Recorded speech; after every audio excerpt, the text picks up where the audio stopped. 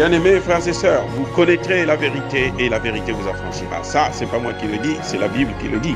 Mais moi, je vous dis mieux. Vous connaîtrez la vérité historique, notamment celle de vos ancêtres kémites, et vous aurez une vision globale de ce que c'est que la vraie souveraineté politique. J'ajoute, vous reviendrez à la spiritualité africaine ancestrale et vous comprendrez les enjeux de l'indépendance économique. Et pour terminer, vous accepterez votre identité culturelle kémite et vous obtiendrez deux choses. La première, c'est la paix. La seconde, c'est le développement, à une condition. L'unité de toute l'Afrique noire, l'unité de tous les Noirs du monde entier. Otep à tous, bienvenue sur la chaîne des panafricanistes par essence, par conviction et par excellence. Celle des citoyens kémites par nécessité et obligation de combat. Nous sommes une chaîne qui n'est guidée que par nos ancêtres et rien que par les ancêtres qui appartiennent à l'égrégore du monde noir. Par conséquent, nous ne croyons en aucun Dieu venu de l'étranger. Toutefois, cette vidéo n'est aucunement destinée à inciter à la haine ou à la violence, car nous menons un combat qui est d'abord et avant tout spirituel, intellectuel et démocratique.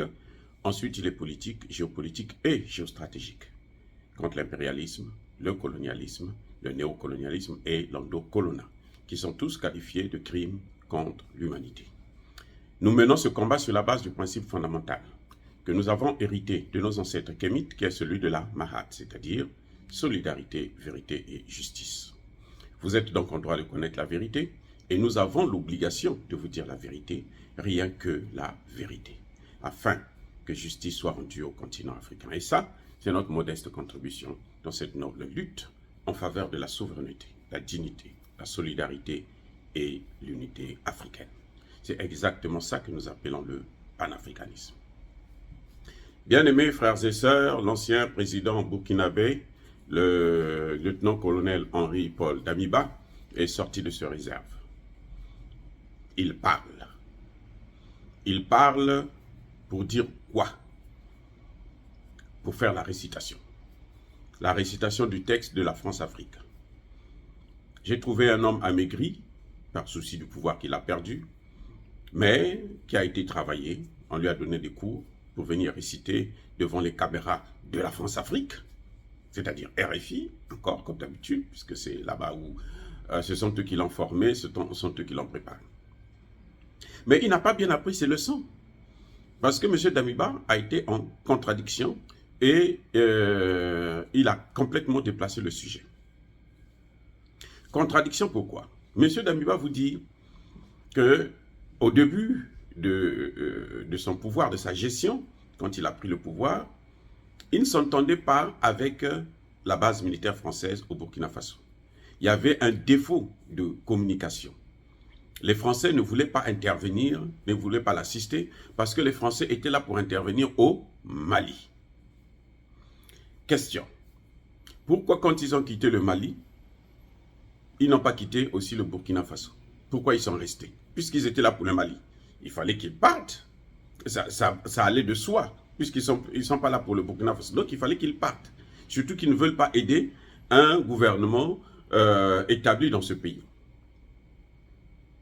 Vous voyez, donc, M. Damiba, il avait vraiment mal appris sa leçon. Et le journaliste, voulant qu'il dise ce qu'on lui a appris à dire, eh ben, l'a forcé et monsieur va finalement conclure en disant que à la fin, les choses ont commencé à marcher. On a commencé à travailler ensemble avec les forces françaises. Mais Damiba ne vous dit pas qu'au fur et à mesure que les Français étaient là, la situation ne faisait que s'aggraver. C'est-à-dire qu'on est arrivé à près de 60% du territoire qui était occupé par les terroristes. Lui, il ne parle même pas de terroristes. Voilà encore l'autre imbécilité de ce monsieur. Il ne parle pas de terroristes. Là, il épouse carrément la thèse de Luc Alade. Eh oui, c'est-à-dire que quand vous l'entendez parler, vous avez l'impression que c'est l'ambassadeur français, le gouverneur français au Burkina Faso, M. Luc Alade, qui est en train de parler. Il dit le problème du Burkina Faso, ce n'est pas avec les terroristes. Ben, c'est une folie. Encore un autre malade. Il dit ce n'est pas avec les terroristes. Le problème français, burkinabé, c'est un problème interne. ce sont les communautés burkinabées qui se battent. Ce sont les communautés burkinabées qui entraînent le chaos qu'il y a. Quel est l'objectif de ces populations? Aucun.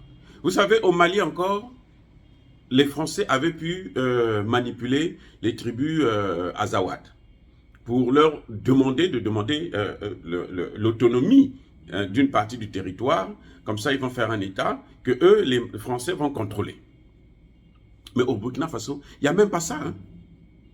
Ah oui, je ne sais pas si vous le savez. Au Burkina Faso, il n'y a même pas une revendication de ces groupes terroristes. Ils ne disent pas que non, nous on veut une partie du Burkina Faso. Non.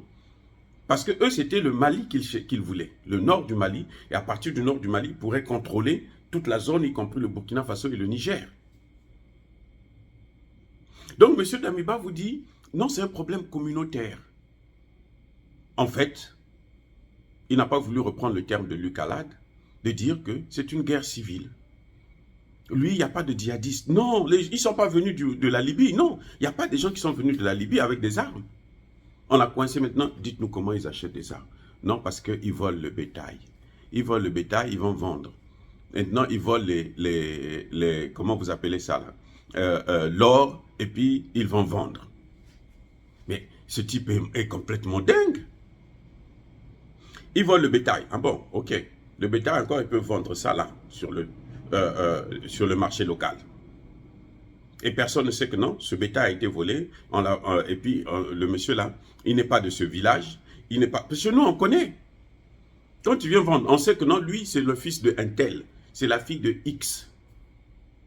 Il habite à tel endroit. On connaît le nom de ton père, de ta mère, de ta grand-mère, ton grand-père et tout le monde. Donc tu ne peux pas venir vendre un bétail volé sans que les gens ne se rendent compte. Surtout si c'est pour acheter des armes. Parce que là, il faut voler beaucoup de bétail. Il faut les voler par centaines, par milliers. Pour pouvoir acheter les armes qu'ils utilisent, les motos, les voitures, les ceci. Et lui dit, maintenant, non, vous savez, il n'y a pas que le bétail, il y a aussi l'or.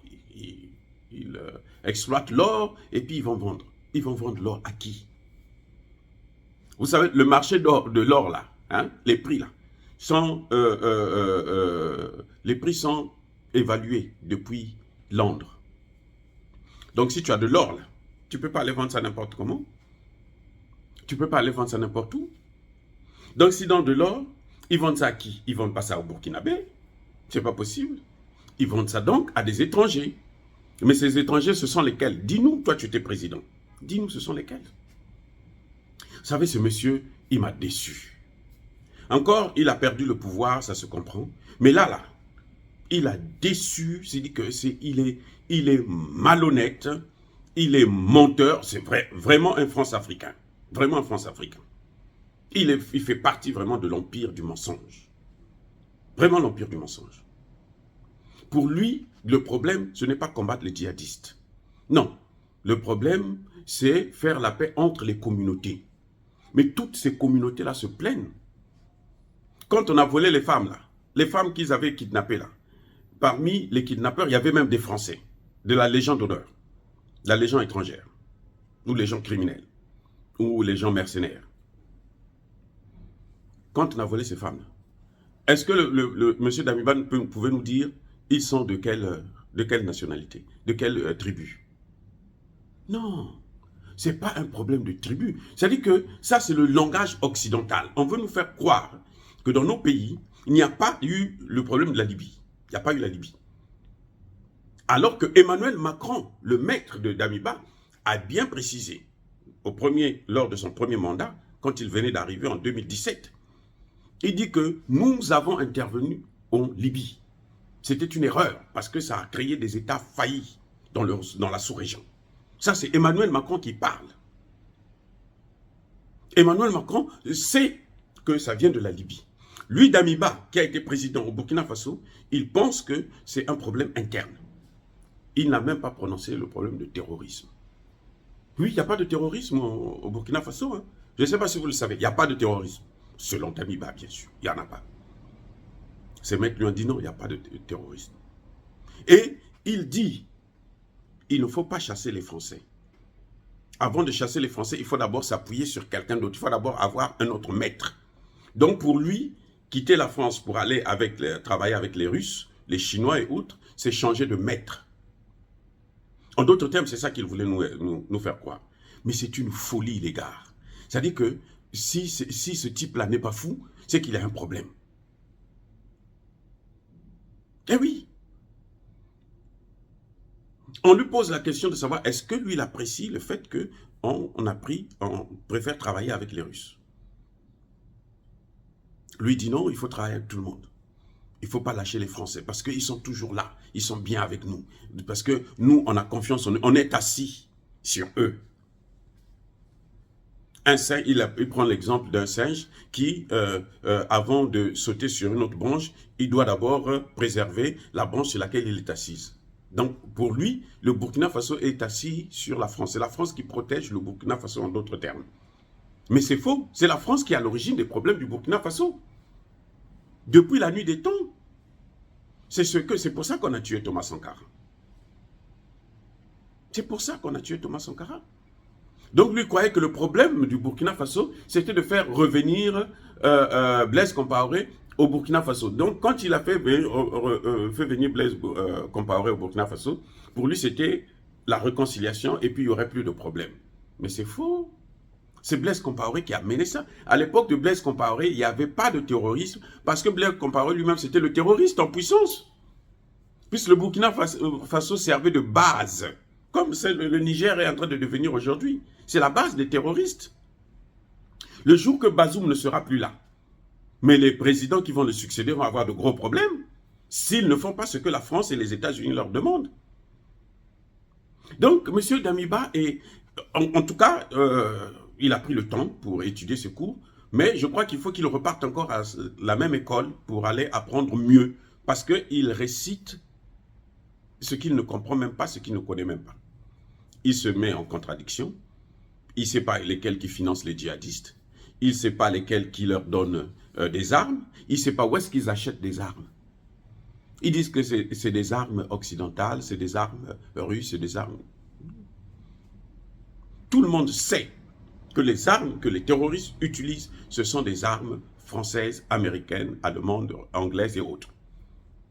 C'est l'Occident qui alimente le terrorisme en Afrique. Que ce soit bien clair pour tous ceux qui m'écoutent, c'est l'Occident, c'est les États-Unis, c'est la France, ce sont eux qui alimentent le terrorisme en Afrique pour justifier leur ingérence et maintenir leur présence militaire dans nos pays afin de piller, dominer, contrôler nos gouvernements et nos ressources naturelles et même humaines. Voilà l'objet fondamental.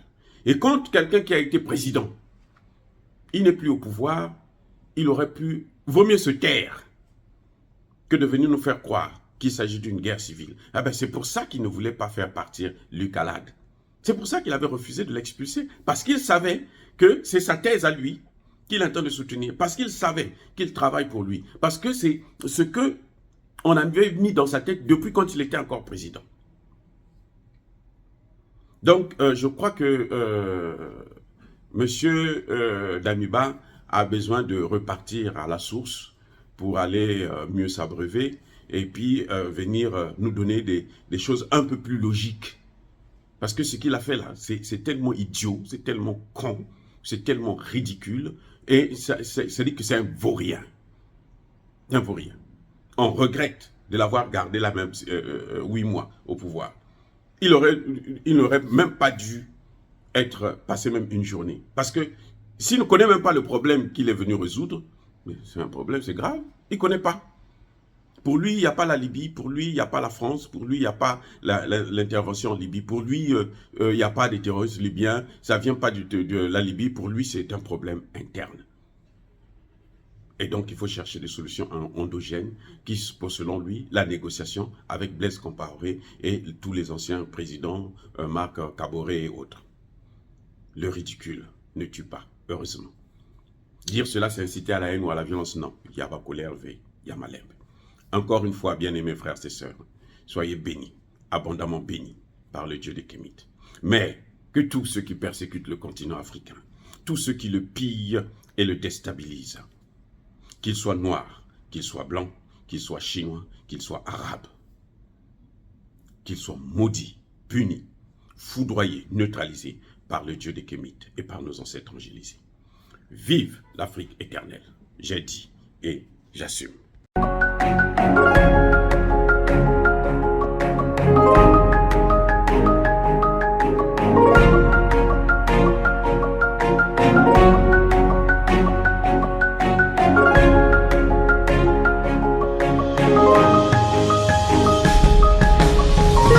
Eux, ils marchent par la foi et non par la vue. Mais moi, je vous conseille vivement de marcher par la connaissance scientifique et historique, notamment celle de nos ancêtres kémites, par les 5 sens et par l'intelligence. À vous, à Pierre.